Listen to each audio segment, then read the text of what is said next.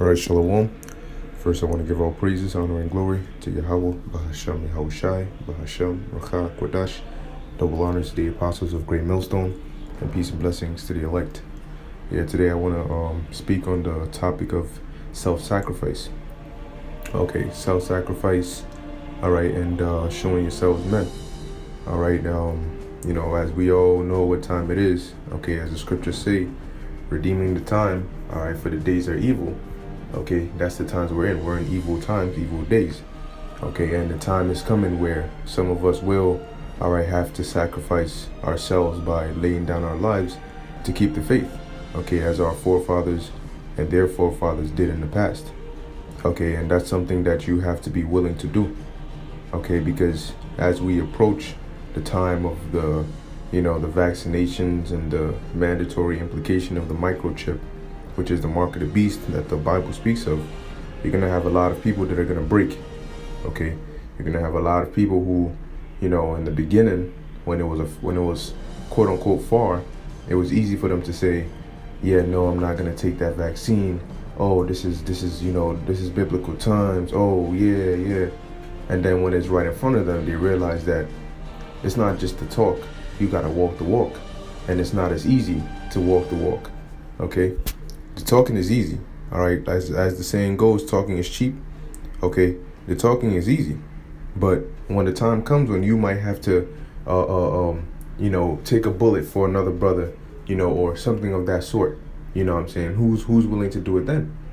You might be on the run with a brother and he might trip or he might fall and the troops are right behind you. Are you gonna abandon the brother and run away? Or are you gonna stop and say, you know what, it is what it is, and help the brother out? Okay, or are you gonna let your flesh get the best of you? All right, we understand that we hope to come out of Jacob's trouble as the victors. All right, individually speaking, that is, we hope to be of that number, that elect number.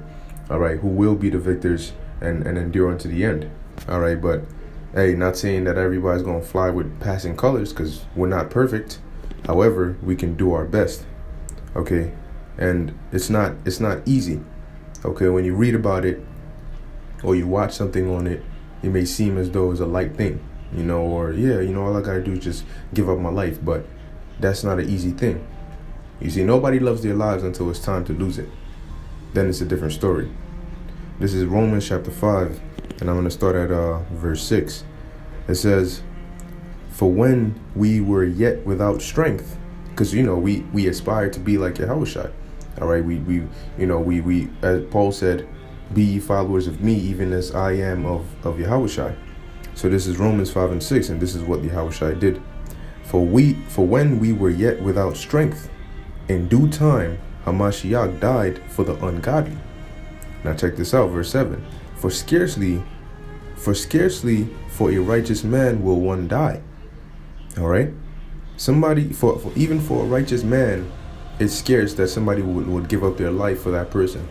So how much more for the ungodly, And you have to be in the mindset that, look, if it comes down to it, okay, would you be willing to do that? Would you be willing to lay your life down? Okay, not saying yes I will, but actually having it in your mind of losing your life. All right, would you be willing to put your life in the hands of what you believe in? That's the question that you should ask yourself.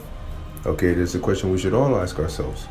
Okay, yes, it takes faith. Yes, it's not the easiest thing to go out there in the highways and byways and live in this wicked world. But when it comes to the ultimate test of death, that's a different story. When you're staring down the barrel of a gun, all right, or the needle of a vaccine, and you're looking at both and you're like, and the demons start to creep into your mind. Hey, they even came after Yahushua. All right, and the scriptures say the servant is not greater than the master. So if demons came after Yahushua and he fought them off, okay, are you going to be able to do the same? It says here, for scarcely for a righteous man will one die, yet peradventure for a good man some would even dare to die. Okay, so even for a good man, it's not. Nobody just says, hey, I'm just going to jump and give up my life, sweet old thing. All right, no. Because at that point, your flesh gets very, very selfish. Okay, to the point where, and that selfishness gives it strength. Okay, so if you're not able to overcome that with your spirit, you will end up abandoning that brother. You will end up right in front of the guillotine and stepping down and refusing to get your head chopped off, refusing to keep your faith in Yahweh B'Shem Yahushai. You know, you will start having second thoughts. Is this really the truth? You know, what happens when I die? Like, you know, all of a sudden you got amnesia. All of a sudden you forgot about all the precepts you were meditating on, because the fear of death is paralyzing you. Okay, but really what you got to understand is, you know, which one of the elders, you know, broke this down beautifully. All right, concerning fear. All right, your fear. That's why the scriptures say the fear of the Lord is the beginning of wisdom. Okay, or the beginning of knowledge. All right, but you gotta fear the Most High above all things. That's how you will make it. Because if you fear death, but you fear the Most High above death, then you're going to act upon what the Most High says, and not upon the paralysis death puts you under. So it says, but the Most High commendeth his love toward us, in that while we were yet sinners, Hamashiach died for us. So if for a righteous man, somebody would scarcely give up their life for a righteous man, Yahushua came and gave up his life for ungodly people. Okay, so think about that. You know, he literally came down, suffered a brutal, painful crucifixion for us. Now the question remains, are you willing to do the same for him? Because he's righteous. We weren't. We were ungodly. But he went through it for us. So when it comes time to do the same, not saying everybody's going to have to do that, but if that comes down your way, are you going to keep walking, or is that where your story ends? It says, much more then, being now justified by his blood, we shall be saved from the wrath through him. Okay? We shall be saved from the wrath through him. So if you endure unto the end, hey, look, the times are going to be rough. It's not going to be sitting on your couch watching videos, or, you know, sitting there reading. You might not have the scriptures on you. All you might have is what you have in your mind, what you have in your spirit to meditate upon. You know, meditating upon the precepts of the Lord, the words of the Lord, to keep you comforted. In the book of Eli, he had a Bible with him, but who's to say you will? You know, you don't know that. You don't know where you're going to end up. That's why you have to be rooted in this truth. The Spirit of the Lord has to be within you. Okay. Verse 10, for if when we were enemies, we were reconciled to the Most High by the death of his Son, much more being reconciled, we shall be saved by his life. All right. Next precept. Okay, this is Revelation chapter 2, verse 10. It says, fear none of those things which thou shalt suffer. Behold, the devil shall cast some of you into prison. See now, once again, fear none of those things which thou shalt suffer. Certain things might come your way. Certain things you're uncertain about. Certain things you didn't plan for. But you have to believe the Lord's words above what you're seeing in front of you.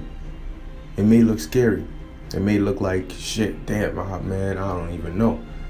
It's normal. Your flesh will try to get the best of you. You know, you'll be nervous. You'll be scared. All right. But just because you're scared doesn't mean you've lost the fight. Okay. As long as you're not scared onto making a stupid decision, you have to snap and let your spirit take over. Okay. We're going to live by faith, not by sight. Okay. Sight is an attribute of the flesh. Faith is an attribute of the spirit. Okay. So it says, behold, the devil shall cast some of you into prison. All right. So if you end up in the concentration camp, doesn't mean that the Most High doesn't love you and he set you up and, oh, you're going to automatically die. And read the story about Peter. All right. Peter got thrown in prison.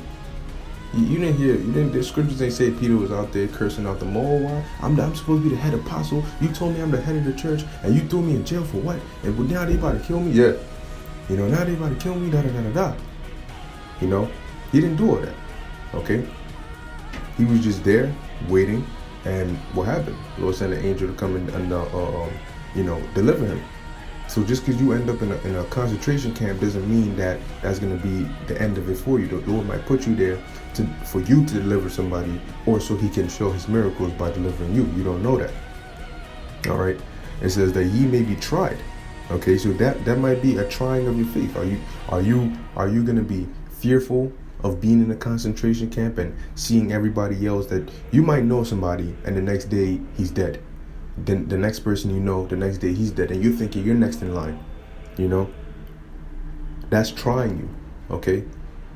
It says, and ye shall have tribulation 10 days, be thou faithful unto death, and I will give thee a crown of life. All right? So you got to understand, and you have to believe that. Okay? Believe that if you have to give up your life, it's okay. The Lord will give it back to you. Give you a better one. Okay? If you have to give up your life, it's really just an exchange. All right? You're giving up the old one for a new and everlasting one. All right? Which is worth more than this old one. What do you want to hold on to here? Okay? If you have to be a martyr, really think about it. If you decide to take the chip and stay, what do you have here that you have to hold on to so bad? The Lord is just asking for an exchange. You know? So really think about what you have here that you have to hold on to so bad. What, you're gonna take a microchip, live for a couple months, if that, and perish in World War III? The world is done. What you knew, what you used to do for fun is gone. Your life is going to be turned upside down, and you're going to live with a guilty conscience of knowing that you made a pact with the devil over the Most High, and that you're going to have to pay for that and think about that for all eternity, or for a very, very long time, I should say. You know, so really think about that. All right, the Lord said if you're faithful unto death, he will give you a crown of life. So the Lord is saying that there is a possibility that some of us might lose our lives. That doesn't mean we have to fear that. Okay? Don't fear that, man. So moving on. Okay, this is Isaiah. Because things are going to get real. All right, things are going to get real, man. And that's when you're going to see what people are truly made of. Like I said, everybody can talk. Agents can talk. Weak people can talk. Anybody can talk. Okay? But when it comes down to character, to integrity, to what you're made of, what material, when you're stripped down of everything else, what material is left standing? That's going to show who you are and where you're placed. All right, this is Isaiah chapter 46, and I'll go to verse 8. Remember this and show yourselves men. Bring it again to mind, O ye transgressors. So remember this and show yourselves men. Hey, it tells you in Job, the 38th chapter, the Lord said, what? Gird up thy loins like a man, for I will demand it of thee. Now, the Most High is going to come to you and say, I demand you to be a man. But the things, the trials he'll put in front of you is going to require you to be a man, to man up, to overcome them. Okay? So you need to have that mindset of being ready that, look, man, you're going to face it as a man, whatever the case may be. Okay? If you have to lose loved one, hey, even if a brother, all right, has to die, okay, and you got to keep on going. That doesn't mean you stop. That doesn't mean you get weak. It simply means that you see them in the kingdom. You see them when your house Shai comes back. All right. But if a brother dies in the truth, guess what? They already got their crown. If you lose your faith and you stop your race because a brother died in his truth, he's gonna get his crown. And what about you? Scriptures say you got to seek your own salvation with fear and with trembling. All right. At the end of the day, as much as this is a brotherhood, this is also a fight for your individual salvation. The next brother can't save you. I can't save you. The elders can't save you. Nobody can save you but Yahweh B'Shem Yahushai. And this fight is going to be a fight between you, your faith, and the Most High. Okay? It's going to be, that's the condition of the battle, man. Okay? You know, you might get uplifted by seeing another brother's faith, but what happens if you're not with that brother? You might get uplifted by watching a certain brother's videos, but what happens when you can't watch those videos?